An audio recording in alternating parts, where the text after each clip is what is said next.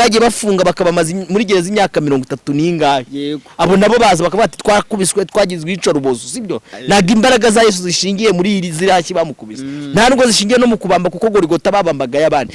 Imbaraga za Yesu zishingiye mu mpamvu yamuzanye, mu cyamuzanye. Yego. Sibyo? Yego.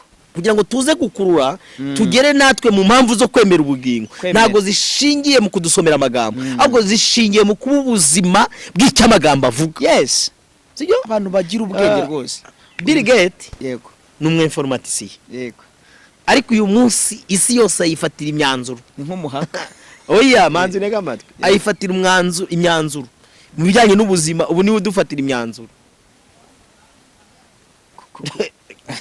Ujye gukora ubushakashatsi. Niyo mpamvu ari igihe njya nk'ahantu abantu kuvuga ngo waje mu materaniro yera nayitegeza mu bushakashatsi gasanga atera presse nawe Mungu w'Imana. None se ndakubeshye ahantu hari azingema nyabyaha azingema abajura basambanye n'abandi bose birwa n'iki ko abantu badakije. Ubwirije se bakaza kwihana. Niyo uteresheje urutoki uzabikora mu materaniro gata abantu babajura ntago abagura ubwo ayo materaniro ntago abayera. Iyo ufashe ikirayi kimwe kiboze. Yego. Sibyo ukagishyira mu bindi ku mugoroba ugaruka ugasanga byose biri kuninda. Reka twikomerere nako kaba gaciyemo kandi ni byiza. Ubundi ikintu cyatumye mu Kristo nabyiringiro bagera muri Embosiyoni bagiye bahana ubuhamya mu Kristo. Reka ngusubize neza nshuti muvandimwe wowe udahwema kubana natwe umunsi ku munsi mu biganiro byacu. Uwiteka nakomeza guhire kandi abe ku buzima bwawe, umubiri wawe, ubugingo bwawe, ubutunzi bwawe byose birindwe n'ubuntu bwe n'urukundo rwe rwishi. Mwe bwese mutegereje kuzaraganwa ubwami bwa Yesu Kristo ndabasuhuje. N'abandi mwese mutamwizera namwe ndabasuhuje. Mushobora kuza kurangiza iki kiganiro mumwizeye bitewe n'icyo tugiye kuganira hano. Ndi kumwe na Theoneste, abantu benshi baramuzi. Tuje kuganira, dufite topic ivuga ngo imibabaro ya Yesu Kristo niyo twaherewemo ibyishimo by'agakiza cyangwa ubugingo. Ni ibyishimo by'agakiza n'ubugingo buhoraho. Ariko mbere byose reka manze mwakire nawe adusuhuze, hanyuma kora subscribe, kora share na comment na like kubw'iki kiganiro. Ndizera ko biraza kugenda neza. Reka nanjye mbasuhuze cyane, ni Evangeliste Theoneste umukozi w'Imana kandi ubakunda. Yego. Ariko kutabwiye abakunzi ba Yada TV ngo bagira amahoro y'Imana banzu basuhuze. Ngomba nawe yambiye bose abo ku mpanuro kuri bigira iherezo kuri Yada bose nababwiye ngo mumeze neza. N'umuhungu w'Imana n'abanyarwanda. Ako ndagukunda pre. Ngiye ngo ndiyo vuze ngo umuhungu w'Imana.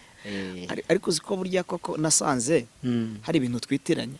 Kujya mu muntu ngo n'umukozi w'Imana. Nge mbona bidahagije gusa. Umukozi w'Imana gusa. Ubundi ukoze n'ubushakashatsi wasanga abantu badakorera Imana ahubwo Imana ikorera mu bantu. Ikorera mu bantu. Ahubwo nge kuko Paulo yanditse ijambo rikomera avuga ngo ubwo dukorana nayo. Ubwo dukorana nayo. Donc already ni Imana ikorera mu bantu. Yego. Sibyo umwuka w'Imana ari muri twe. Ariko bijya bibaho umuntu agakorera Imana ariko atari umwana w'Imana. Reka nkavuge neza. Yego. Hari uburyo bubiri kandi abantu benshi ngunda kubibasobanurira. Uzamenya umuntu ukorera Imana n'umuntu Imana ikorana nawe. Donc hari igihe umwuka bari ku muntu. Yego. Sibyo? Hari n'igihe umwuka bari mu muntu. Atamuri mu yego. Sinzi niba uri kujya ijambo donc baryitarya ni ingereka niki.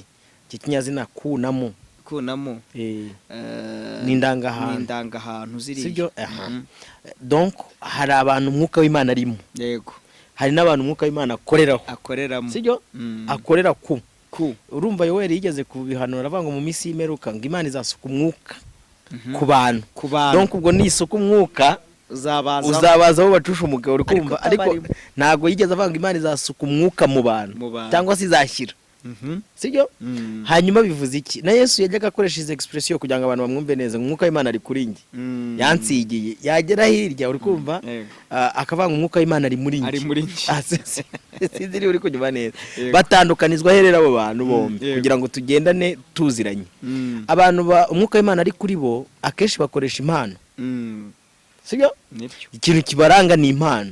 Noneho abantu umwuka w'Imana arimo indani donc kibaranga si impano. Kesho umuntu w'Imana ashobora no ko atazi kuvuga avuga didimanga nka ba Eliya uri kumva atari n'intyoza sibyo?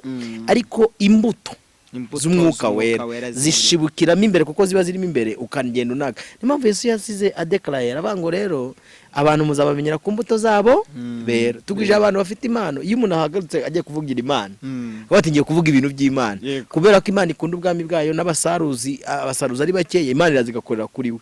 Ashobora kuvuga ibintu by'Imana, Imana ikabiherekeza. Ariko wajya gushaka imbuto ukazibura.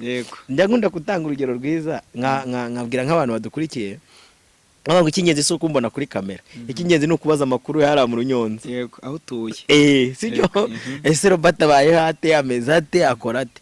Hanyuma rero dusengera Imana, ubundi twinjire muri topic yacu tuza kuyidevia. Icyo nacyo urumva ko ari ikigisho kinini, ni ikigisho kinini, ariko naka nako kari kamaze kugira ngo abantu bamenye ko abantu ba Imana donc kuri nge donc mu buryo bwanjye nemera ko Imana tutayikora, ahubwo Imana ikorera muri twebwe, turi nk'ibikoresho byayo, turi amavaze d'honneur yayo. Mu yandi magambo turi abakozi b'Imana, ariko tukaba n'abana b'Imana. Nicyo nashaka kuvuga cyane, buriya urakora ukorera Imana, ariko ukaba n'umwana w'Imana. Uri kubivuga nka Theo, nanjye ndi kubanga Robert.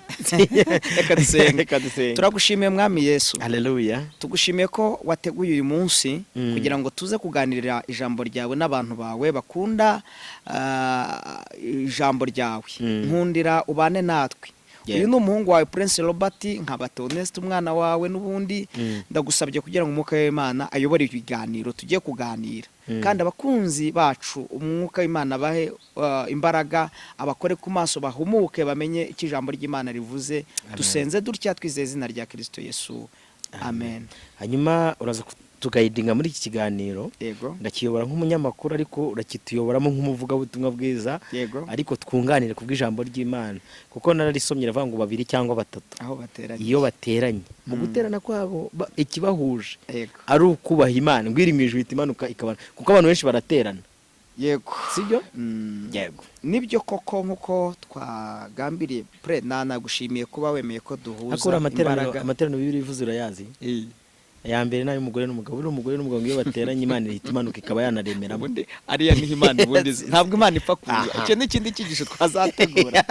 Ayo ni aya mbere, sibyo? Andi ya kabiri ni umuntu wese wizera, akaba yizera ko Yesu ari umwami n'umukiza w'ubugingo bwe, sibyo? Akaba ari uwera, sibyo? Atunze kwera kw'Imana muri we. Iyo bahuye ari nka babiri bagaterana, ihita imanuka. Donc iryo teraniro bakoze ryitwa iteraniro ryera, sibyo? Imana ihita imanuka direct, kabatikanje gushyira kuri ya chaîne. Uziko Imana ijya yicara mu ijuru ikaza gushyira kuri shene y'abantu mwisi bari kuyivuga neza. Maraki 3:16 ngo abo baho Uwiteka iyo bateranye bicaye mwijuru, inzandiko ibitabo by'urwibutso ngo bitabibu kwicara duteranye dufite imitima yera. Robert wera nanjye nera, donc tukaba tugiye kuvuga ijambo ry'Imana, ariko imitima yacu yera. Ubu Imana iri muri twebwe. Niyo mpamvu ari genya njya nk'ahantu abantu kuvuga ngo waje mu materaniro yera, nayitegeza mu bushakashatsi gasanga atera Prince nawe Mungu w'Imana. None se ndakubeshye, ahantu hari azingema abanyabyaha, azingema abajura, basambanye n'abandi bose. Birwa n'icyo ko abantu badakije, iyo ubwirije se bakaza kwihana. Niyo uteresheje urutoki uzabikore mu materaniro, ugata abantu babajura, ntabwo wabagura ubwo ayo materaniro ntabwo aba yera. Iyo ufashe ikirayi kimwe kiboze, sibyo, ukagishyira mu bindi, ku mugoroba ugaruka ugasanga byose biri kuninda. Reka twikomerere nako kaba gaciyemo, kandi ni byiza. Ubundi ikintu cyatumye umukristo n'abyiringiro bagera muri Embosiyoni, bagiye bahana ubuhamya. Abakristo twakwiye kwicara tugahana ubuhamya, tukaganira ku ijambo ry'Imana, tugahugurana. Ariko ubona abantu badashaka guhugurana, ngo sinzi ikintu kiba cyabiteye. Niyo umubwiye akumva ikintu umubwiye kimugongesheje ijambo ry'Imana, itamugara za nyuguti eshatu. Yego nyemerera tuganire ijambo ry'Imana nkuko ubinsabye ko ndi bubayobore mu kiganiro cyane ku ijambo ry'Imana.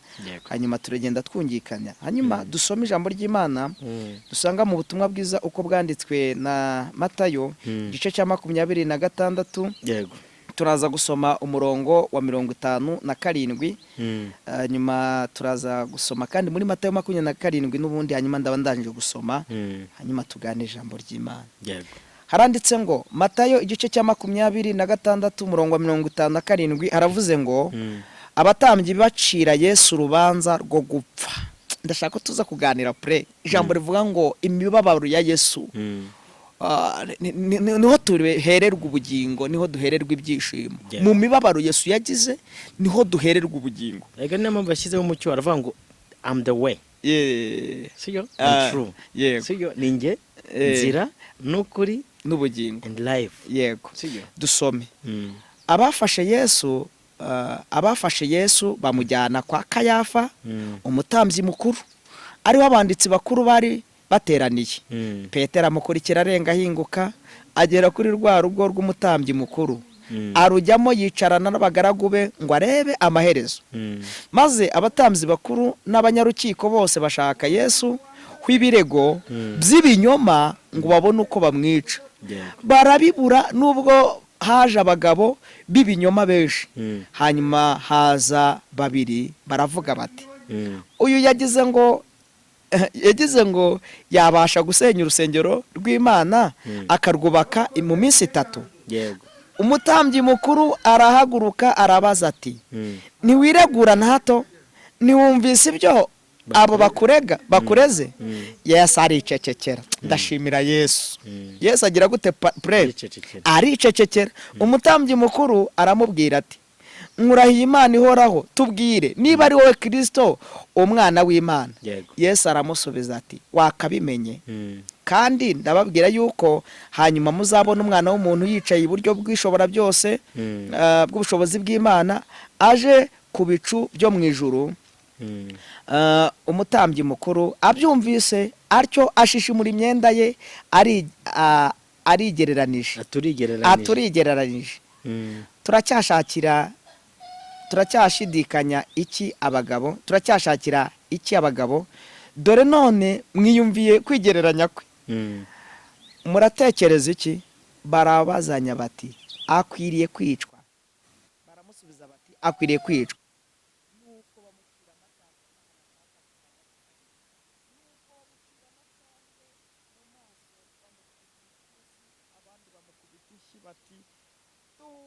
Tuhanurire Kristo ninde ugukubise. Subire mu uyu murongo. Subire mu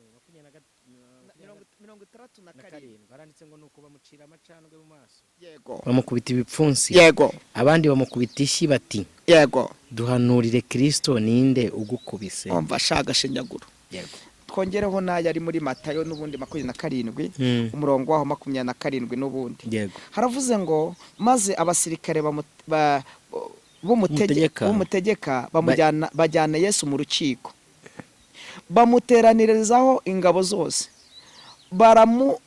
Baramucuza bamwambika umwenda w'umuhemba. Yego. Baboha ikamba ry'amahwa mu kuboko kwe kw'iburyo baramupfukamira. Yego. Baramushinyagurira bati ni amahoro mwami w'Abayuda. Ibaze.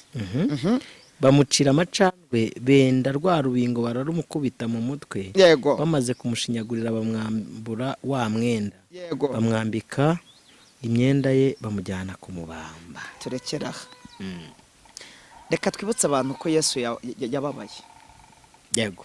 Yesu yarababaye. Kandi mu mibabaro ya Yesu yose yagize nta kindi cyamuteraga kubabara kwari ukugira ngo aducungure. Yego. Pre nindi muntu wagukubita urushyi ukihangana aka kanya inje nkagukubita urushyi utazi icyo uzize wanyihanganira? Tubwizanye ukuri wabasha kwihangana? Reka mvuga iki kintu abantu batwumve neza. Nani mfashe cyumvikane. Buriya ntago Yesu yababajwe igihe bamuciraga amacandwe. Sibyo? Byonyine nta nubwo yanababajwe igihe bamukubitaga izishyi. Ahubwo yababaye mbere yuko abona Theo ari uwo kugirirwa neza. Alleluia. Sibyo? Donc intimba Yesaya yabyanditse neza avuga ngo nyamara intimba zacu nizo yishyizeho. Ntabwo Yesu ziranshya arizo zamubabaje kurusha uko yabonaga ko twari tuzigenewe akitanga. Haleluya. Sibyo?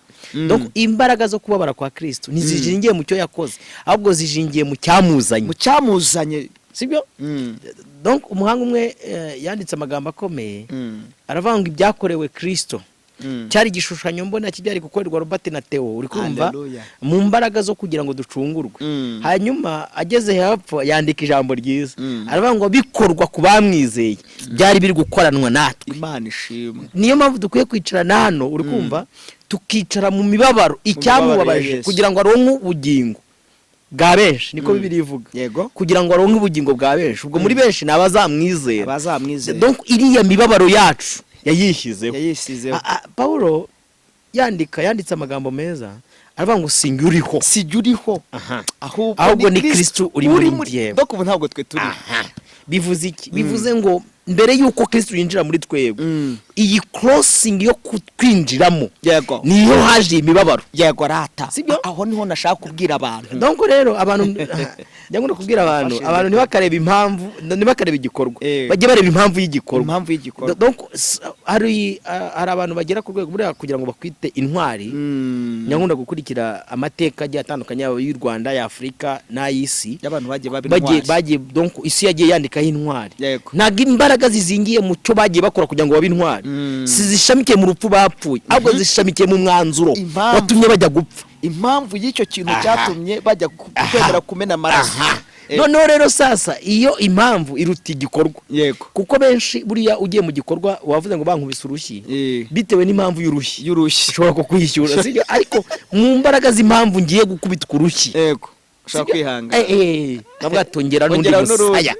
Yesu yaravuze umuntu nakubita urushyi mu musaya umwe uzahindukize n'undi. Yes, buriya arafite ikintu navuze, kuko yarebaga rega nimujya mwumva amagambo ya Yesu yagiye avuga, nimukayumvire mu mubiri, kuko ni ubwiru. Ari nayo mpamvu rimwe na rimwe abantu babona iki gitabo bakakita ngo ni igitabo bisanzwe nk'uko bazungu babibona. Reka mbwira abantu ntago imbaraga zishingiye muri iki gitabo ari inyuguti musoma, ahubwo umwuka uri inyuma y'iki gitabo. Haleluya. Sinzi niba uri kunyumva neza. Imbaraga donc mu nyuguti hashamitsemo izindi mbaraga, sibyo? Ari nayo mpamvu dushobora kuvuga imibabaro ya Yesu abantu batwumva iteka y'umuntu witwa Nelson Mandela wa South Africa, sibyo? President wa South Africa. Donc Afrika imufata nk'umuntu baba wa taifa. Yego. Donc nkurikirana amateka yitwa Fred Gisa Rwigema, w'intwari. Donc imbaraga suko bamurashe, imbaraga niz'umutima wo kuza kwemera no kuraswa, akemera no gupfa. Aho haraza gushamikiramo iki? Ntago imbaraga uko tubwira abantu inkoni Yesu bamukubise n'ubundi barabisomye, ahubwo imbaraga ni ukumanza kumenya icyatumye akubitwa. You understand? Yes. Donc imbaraga ni ukumenya icyatumye agira gute akubitwa. Bisobanuye iki cyangwa se bivuze iki? Mu yandi magambo, uyu munsi Theo namara gusobanukirwa agaciro k'icyatumye akubitwa were kurangara, sibyo? Tugukuriki kugira ngo n'abadukurikiye warubonye umwana aje, narembonye umwana ariko pepera wa muhungu wa naramuhamagara akaza kadusuhuza nta kibazo. Bravo ngwino dusuhuze. Ntabwo ndangaye kandi none ukamusubiza inyuma aza yishaka gusuhuza umubyeyi, usanga atari sawa. Donc nandi kuguha imbaraga kugira ngo tubanze turebe ntago iby'imbaraga ari uko Yesu yaje kumusara, kuko hari n'ahantu yageze akavuga ati wandengeje iki gikombe. Impamvu yamuzanye niyo yari ikomeye. Noneho reka turebe impamvu itumye bamucira amacandwe, bamukubita inkoni baramushungira baramushinyagura ngo naduhanurire. Uri kumva iyi mibabaro yose yari izingiye mu mpamvu zo guhesha ubugingo buhoraho na Bati. Yego, niyo mpamvu twavuze ngo imibabaro Yesu yaciyemo nibyo byiringiro twebwe abera uyu munsi wa none. Kuki Yesu yamennye amaraso? Tubanze twibaza icyo kintu. Reka mbabwire, abantu bagiye dusenga nabi cyangwa se tukanizera nabi, banza umenye ngo kuki nizeye Kristo. Mwizeye kubera iki? Icya kabiri, uyu nizeye azanmarira iki? Icya gatatu, mbanze mvuga ngo uyu nizeye yabayeho ubuzima bumeze gute kugira ngo noneho mwizere by'ukuri. Ari mushiki wacu ejo bundi yakora iki kiganiro cye witwa Clarisse, n'umama nkunda cyane, mufata nk'umwarimu wanjye mu by'umwuka. Rero umudo wawe mu by'umwuka. Donc n'umwigisha wawe. N'umwigisha wawe. Yavuze amagambo birakomeye numva nanjye anyubatseho. Yaravuze ngo isi uyu munsi iyobowe n'abanyabwenge babaswa, sibyo? N'abanyabwenge babaswa. Hanyuma uri kumva ababungije n'abapfapfa b'abahanga. Ababungije n'abapfapfa b'abahanga. Yes. Akambo ko ateye ubwoba. Donc arayishimangira aravuga ngo nta munyabwenge w'umupfapfa cyokoza bumuswa. Ntibibaho. Noneho aravuga ngo hari igihe umuhanga aba ari umupfapfa, ariko atari umuswa. Donc nta muhanga w'umuswa, abo umupfapfa, sibyo? Aravuga ngo mu bwami bw'Imana dukeneye abanyabwenge b'abahanga. kuko Yobu yaranditse aravuga ngo kubaha Uwiteka ibwo bwenge. Yego. Noneho agera hepfo avuga ngo kugira ngo umuntu ashobora kugira ubwenge ari injiji. Avuga ngo kugira kuva mu byaha noneho ni ukujijuka. Sinzi niba uri kujya wareba. Uzi ko Yeremiya yavuze. Kamubwira ko Yeremiya yavuze. Yageze ku gice cy'8 umurongo w'8. Yego. Aho yabivuze neza. Yaravuze ngo mwavuga mute muti turi abanyabwenge, kandi ikaramu ibeshya y'abanditsi yarahindutse ibinyoma. Ageze ku murongo w'9 aravuga ngo abanyabwenge baramwaye ndetse barashobewe, ngo dore banze ijambo ry'Imana. Ahita avuga ngo ubwenge bubarimo ngo bwenge kisi, ahita buhinyura avuga ko ubwenge butarimo kubaha Imana.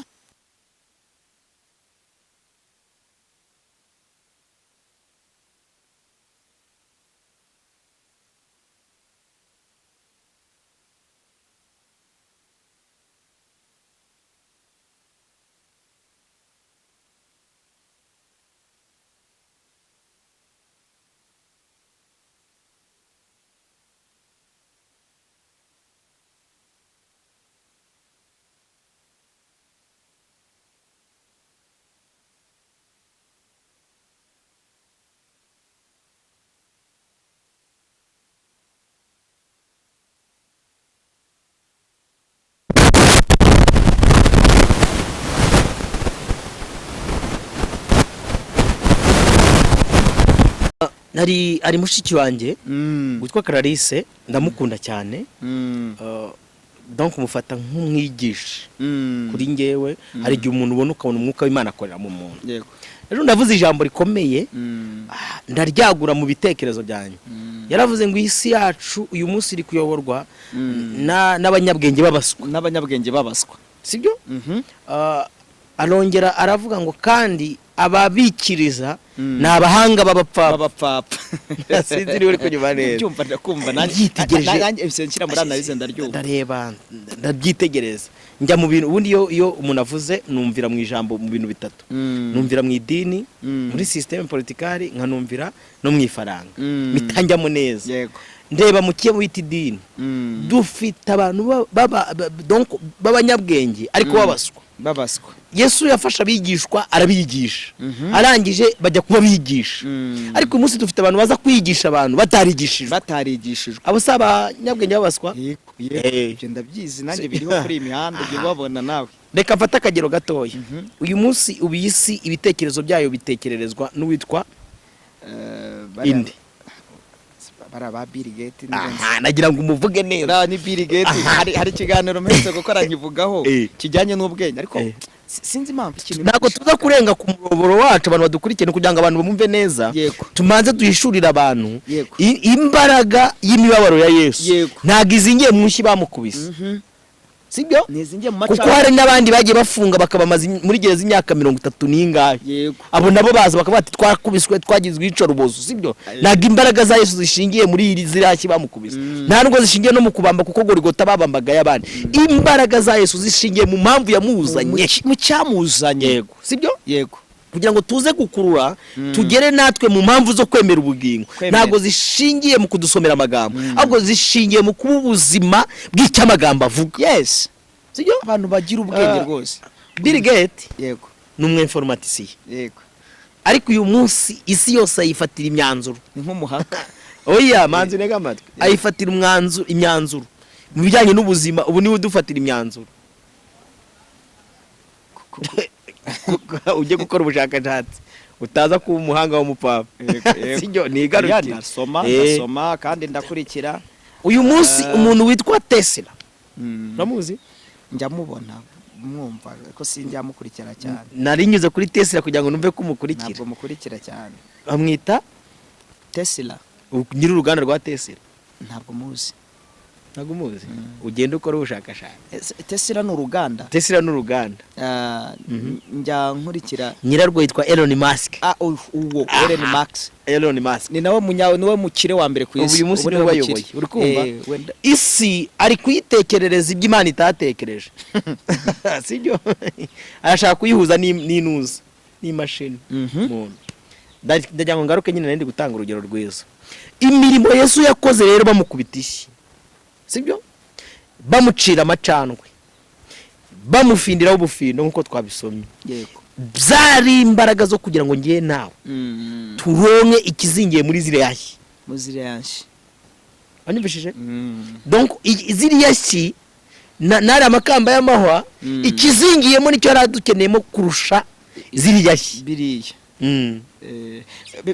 ubundi bimeze neza nk'ukuntu Stefano ngo bamukubise amabuye mu gihe cyo kubabazwa kw'intumwa Stefano ngo bamuteraga ibuye noneho ngo kujya yumva umubabaro w'ibuye atareba ijuru rikingutse we niyumvaga umubabaro w'ibuye bamukubita ibuye mu maso yumva ibuye naho akarenga umubabaro w'ibuye akareba ubuzima haleluya agahita areba ibindi byihishe nyuma y'ibuye nibwo buzima ubundi twagakwiye kubamo bwa gikristo niyo mibereho twagakwiye naho kwicara hano tukababwira ko Yesu bamukubise hari abapadiri babyigishije abantu hari ababishop babibwiye abantu ariko imbaraga sishi imbaraga zizingiye mushyi kafata urugero abantu baze kunyumva neza aka kantu bashaka kuvuga imibabaro ya Yesu ariko shingiye mu mpamvu ye nubona avoka yeze ikabiriho imiteja iri gushoga naga iby'imbaraga ariyo miteja iby'imbaraga naho avoka yahereye mu mizi nibutse abantu ko iyi mizi yabayeho yatangiye ari ikibuto iki kibuto ziko cyapfuye ikibuto cyarabanje kirapfa kimaze gupfa hashibukamo ariko haleluya hashibukamo urubuto niko Yesu wacu yagenda yarapfuye amaze gupfa umva ko Paulo yasandikira abefeso kabiri iravuga ngo namwe yarabazuye abari mupfuye muzize ibyaha n'ibicumuro hanyuma inzariko zose mwari kuzabazwa yahise azikuzaho kubambwa ku musaraba Imana ishimwe nuvuga ngo urubuto ntabwo rushobora kuba urubuto rutamaje gupfa nako Kristo rero yapfuye ariko ntabwo yapfuye wenyine akakana mu nyumvi Yesu yapfuye ryari yapfuye cya gihe igihe yari ikoreye ibyaha byacu imizimba ye n'intimba ze yaciyemo niyadukirisha icyo kintu cyumve kandi Yesu ntabwo yapfuye wenyine Yohana umva kuntu yavuze nsoza aka kantu ntabwo Yesu yapfuye wenyine yafashe itorero ryose apfana naryo ahita azukana donc Paulo ahita avuga ngo ntabwo jewe uyu munsi ntimundebe nk'umuntu uriho Imana ishimwe watangiye gupfumurira hahandi nakubwiye ngo impamvu ihereye kwa Adamu na Eva irakuruye twebwe tubonye baje kumubamba yavukiye kwa Mariya aha niho twinjiriye dore impamvu zacu zangiye kwinjira mu kubambwa atubambanywe nawe yamenye amaraso ntabwo nge ari indirimbo mfite ivuga ngo kuri wa musaraba umwami wacu Yesu aho yabambiwe igorogota Yesu ntago ari we wabambwe bwa mbere sinaye bashyize ku giti gitambitse n'igihagaze imbaraga yatumye bamushyira kuri kiriya giti ni iryo tandukaniro gafata urugero rwawe abantu banyumve neza haleluya ubu uyu munsi mfite umudamu ufite abana babiri b'abakobwa mu isi y'umwuka barangana ariko mu isi y'ibigaragara arabaruta kuko bari babitse muri we sindi uri kunyuma neza na Yesu abambwa mu isi y'umwuka itorero twaranganaga niyo mpamvu avuga ngo simukira abagaragu ngo muri bene data cyangwa se muri abavandimwe we are brothers buriya bamubamba mu itorero twebwe twari turimo imbere tubambanywe nawe twari duteye izashyi bamunobaga ku muntu uza agaciro kazo n'ubuzima bwazo azumva niyo mpamvu hano nakubwiye ngo nituza kuza Yohana 15 yaravuze ngo nige muzabibu namwe muri iki amashami ubwo bivuze ngo niyo mpamvu navuze ngo turi abana b'Imana dutera reka abadukurikiye nk'abakobwa mwe n'abamama mudukurikiye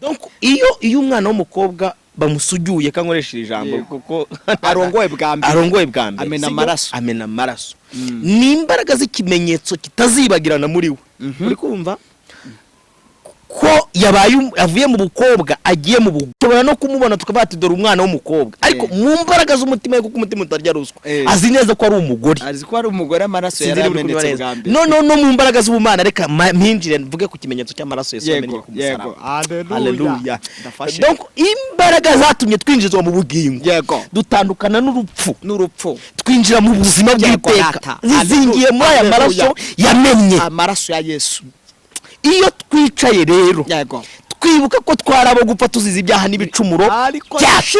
Haleluya. Ariko twinjiye mu maraso amaze kuboneka ku musaraba. Haleluya. Twinjizwa mu bugingo.